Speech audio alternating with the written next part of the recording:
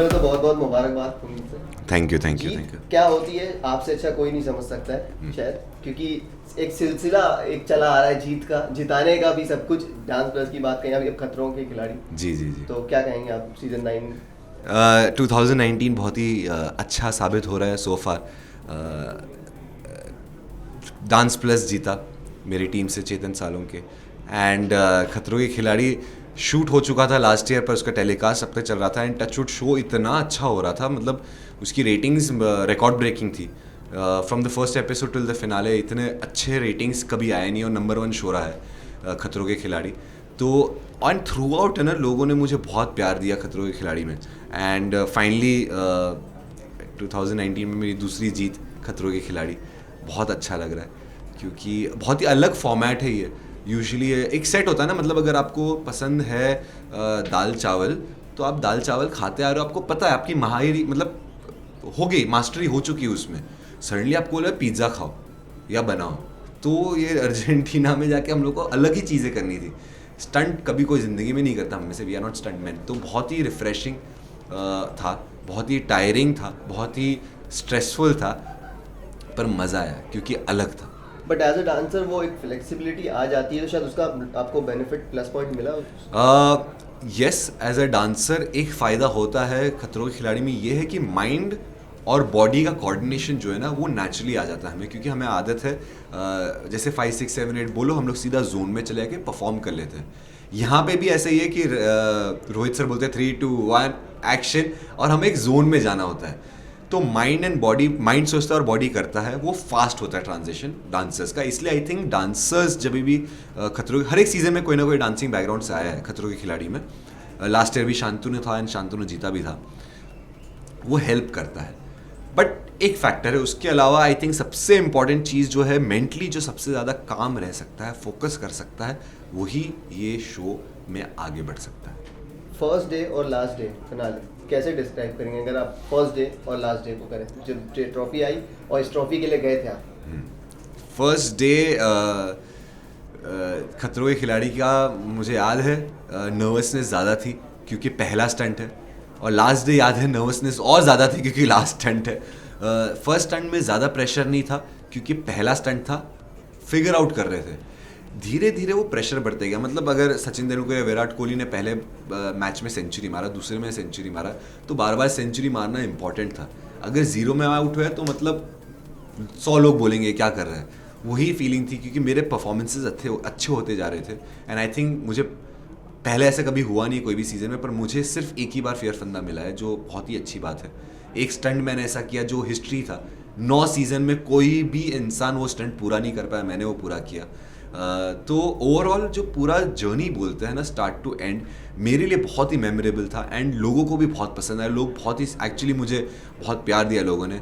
And finally the cherry on the cake was that ये प्यारी सी helicopter मेरे पास पहुंच चुकी है। ये एक्चुअली मेरा स्टंट था, सेकंड स्टंट ऐसे ही था, हेलीकॉप्टर में लटक के, इधर फ्लैग्स थे एंड इधर फ़ोन था और उसमें से सेल्फी खींचना था। तो बहुत ही डायनामिक स्टंट था, और सेकंड स्टंट था हमारा। तो मुझे ये ट्रॉफी देखी, मैंने अभी तो मुझे चाहिए क्योंकि इसके ऊपर चढ़ के मैंने स्टंट किया हुआ है। अच्छा, दुश्मन तो नहीं कहेंगे लेकिन दोस्त काफ़ी बने, कह सकते हैं? बहुत ही अच्छे दोस्त मिले। भारती को पहले से जानता था क्योंकि हमने प्रोफेशनली काम किया था। आईजीटी में मैं स्टेज डायरेक्टर था and she was the anchor, but it was more on professional basis, मस्ती मजाक थोड़ा बहुत करते थे। यहाँ 42 डेज वही लोगों के साथ बिताना, तो फ्रेंडशिप बहुत इंपॉर्टेंट थी, बॉन्डिंग बहुत इंपॉर्टेंट थी। एंड स्पेशली मेरी बहुत अच्छी बॉन्ड हो चुकी थी भारती, हर्ष, जैस्मिन, अली के साथ, जैन के साथ, बाकी सब के साथ भी। मतलब ओवरऑल जो एक वाइब होता है ना, इसलिए शो इतना अच्छा चला बिकॉज वही लोग जिन्हें आप हेयर मेकअप के साथ अलग अलग जोन में देखते हो, उनको आप सब अलग अलग फैक्टर्स ऑफ लाइफ में से एक साथ आके इस शो में आके स्टंट करते हुए देख रहे हैं। तो सपोर्ट बहुत इंपॉर्टेंट था, और ये सपोर्ट पॉसिबल है ऐसे दोस्त होने की वजह से। अच्छा, अगर बात करें स्ट्रीट डांस की, तो कैसा शूटिंग वूटिंग के थोड़ा सा बताएंगे इसके बारे में कि कैसा चल रहा है? तो अगर आप समझो तो मेरा था, मैं अर्जेंटीना गया, खतरों के खिलाड़ी किया, बॉम्बे आया, डांस प्लस किया, फिर डांस प्लस किया। 2 दिन के बाद हम लोग चले गए लंदन स्ट्रीट डांसर के शूट के लिए। उधर से मैं इधर आया, मतलब मैं 3 दिन पहले आया हूँ ये फिनाले करने के लिए खतरों के खिलाड़ी का। तो ओवरऑल मेरे लिए बहुत ही इवेंटफुल जर्नी रही है ये लास्ट 6 मंथ्स 7 मंथ्स और सो। तो स्ट्रीट डांसर का भी शूट आधी हो चुकी है। कुछ लोग अभी भी उधर है, वरुण उधर ही है, श्रद्धा का ख़त्म हो चुका है, मेरा ख़त्म हो चुका है, तो मैं आ गया हूँ। तो थोड़ी बात मूवी बाकी है, वो इंडिया में आके होगी। ओवरऑल बहुत ही अच्छा लगता है, क्योंकि रेमो सर के साथ कुछ भी करना मतलब इट्स फैमिली, हम सबको पता है, मुझे बोलने की ज़रूरत नहीं है। और ABCD 2 के बाद पूरी फैमिली फिर से मिली है, वरुण श्रद्धा मिले हैं, मज़ा आ रहा है। And I think it's gonna be yet another mind blowing movie, street dancer 3। Lastly shortly एक चीज़ पूछूंगा कि शायद सबका सपना होता है ये चीज़ पूछना, शायद आप जवाब कैसे दें इसका, कि टीवी यहाँ से देखने से, फिर उसके अंदर काम करने से, फिर उसके बाद स्टेज पे जाने के बाद, फिर जज बनने के बाद लगता है कि वो जो सुपर जज की जो चेयर है जहाँ अभी रेमो सर बैठते हैं, ऐसा कुछ है कि एक दिन खुद भी आप ऐसे जज करें किसी शो को जहाँ सुपर जज कहलाएं? इंडिया में अगर एक इंसान डांस कट थोड़ा सा डी भी करता है ना, उस इंसान का role model Remo D'Souza sir है। तो ऑब्वियसली मेरे रेमो सर है, उनके पद चिन्हों में ही हम चले हैं। मैं उनको मेरा रोल मॉडल, आइडल, सब जो बड़े बड़े वर्ड्स होते हैं ना सर, मेरे लिए वो है।